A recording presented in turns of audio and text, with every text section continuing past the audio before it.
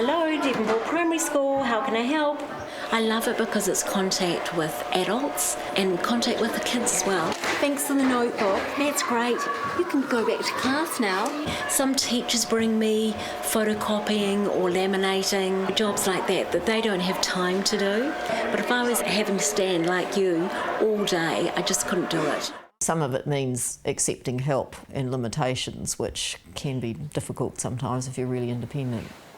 You know, when I'm at a function where I'm standing and I'm thinking, okay, I can't stand for a moment longer and there's no chairs, I have to actually be able to go, my legs don't work 100% and I really need to sit down right now, you know. Just started a new job. I'm the General Manager for Alzheimer's Auckland. Basically, my philosophy is my MS doesn't stop me doing the job, and if I thought it would, I wouldn't apply for that particular job. I have experienced people in jobs kind of not sending me to things because they think I will get too tired, you know, and it's like, don't make that decision for me, I'll make that decision. David Ashton and his second wife Sandy both have secondary progressive MS. It was becoming more apparent that I needed some support. Support was not available as long as my ex-wife was working. I suggested that we go back to America so that she had the support of her family. We did go back. It just became too difficult and we separated. If your relationship was not grand before the diagnosis, it's not going to be grand after the diagnosis, and relationships do end. It's just hard to sit back and watch something that you have no control over. Not as hard for the person with MS, but in a different way, just as hard. After Tina was diagnosed, the inevitable happened, and I left, and I went back to the UK. They didn't sign up to be married to someone with a disability or with a life that's been changed by something they can't control. It didn't take a year to realise that I knew where I had to be, and came back. I met Sandy at a support group meeting. We met first time at the Disability Information Centre. We both lost spouses in our 20-odd years of marriage. Sandy had recently gone through the same process.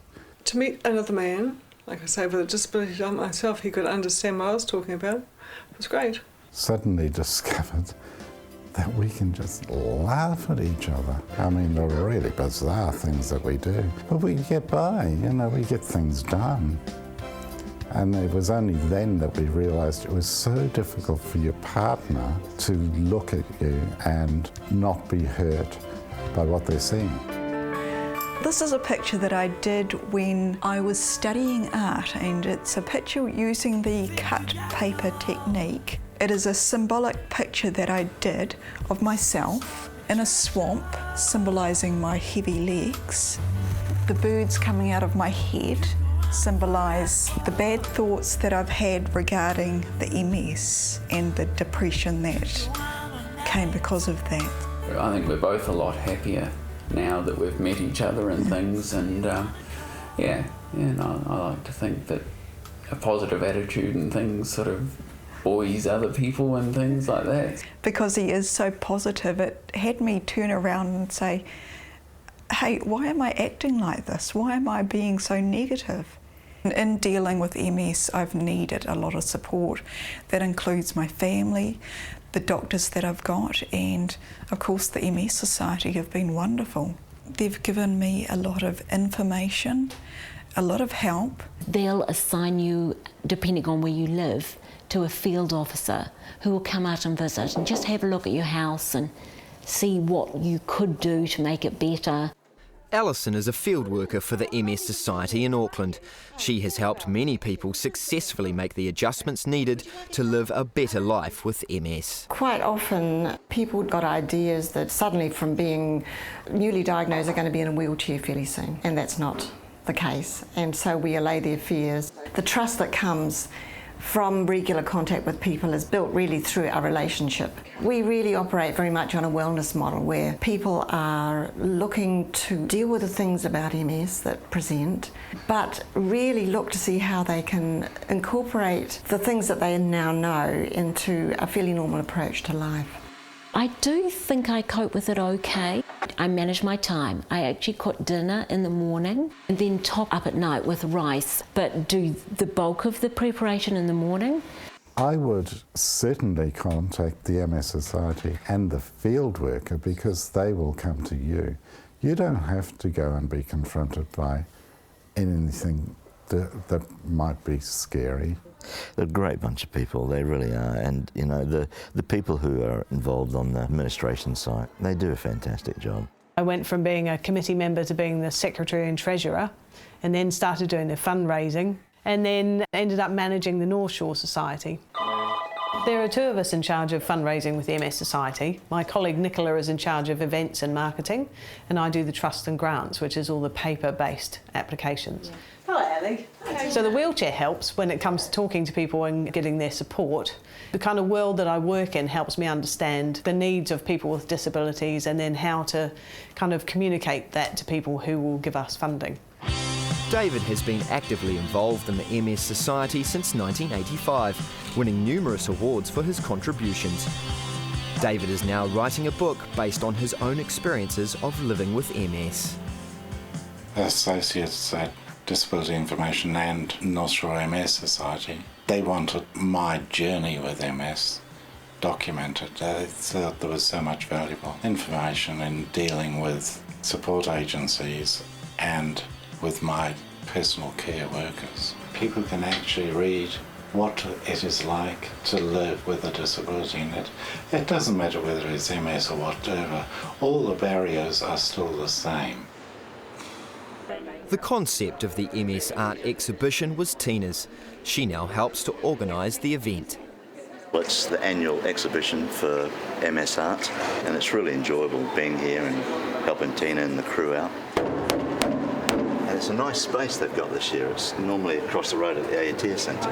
Everything is given to you for a reason. Obviously my MS has progressed a lot more than someone who is newly diagnosed, and it's really good for them to see someone who can still be active in life and is actually achieving a lot. I went to some MS Society events and things and actually found that really, really good.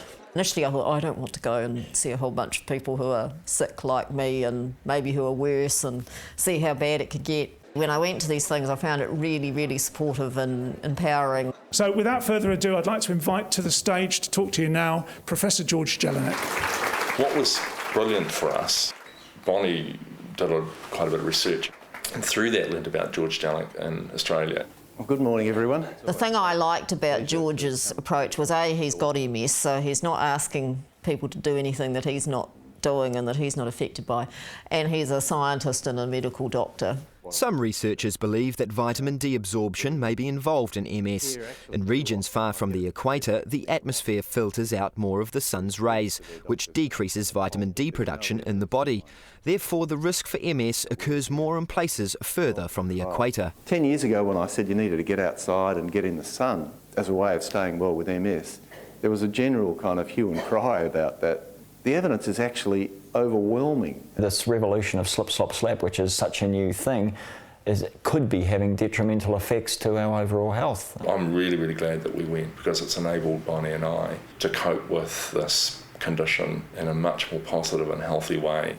Getting yourself really in good shape in a general sense is really important. And right up near the top of that list is nutrition. I grew up on, the traditional New Zealand diet of, lots of butter and meat, and it was all homemade and home cooked, but it was high in fat, so it made sense to me. My advice would be to follow George Jelinek's diet, definitely right from the start, and definitely take vitamin D. I found, particularly once I went off the dairy products, the fatigue eased quite a bit. Every week, Tina travels to Albany on Auckland's North Shore to go horse riding. Because I'd been in my wheelchair for a couple of years before I went riding, I'd lost all my upper body strength and I couldn't sit unsupported.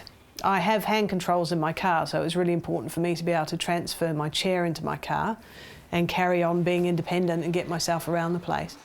Riding with the assistance of volunteers helps Tina safely develop her strength and balance. I watched a National Geographic program about the benefits of riding for people in wheelchairs, and specifically for people with neurological conditions.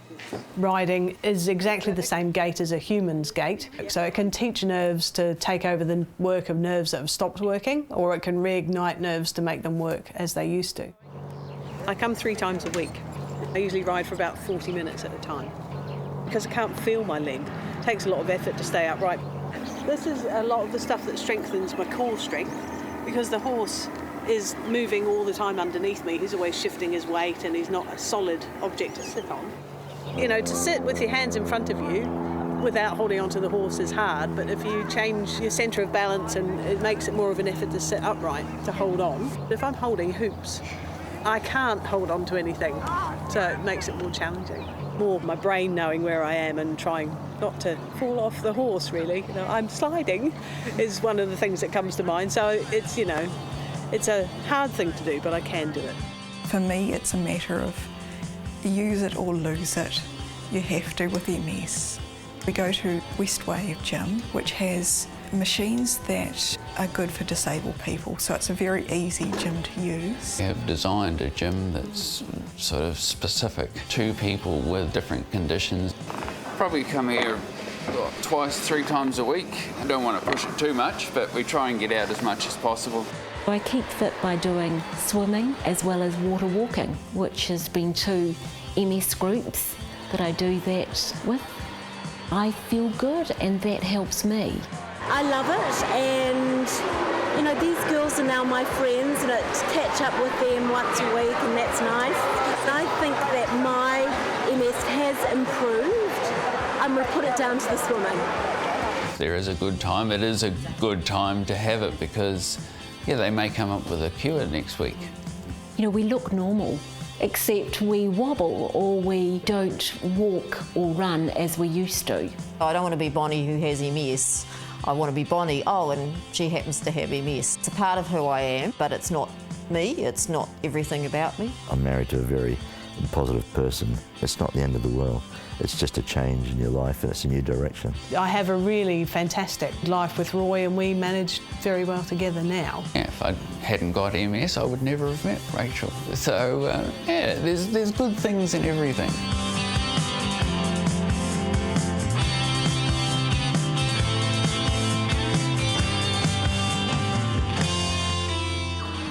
This program was funded by New Zealand On Air.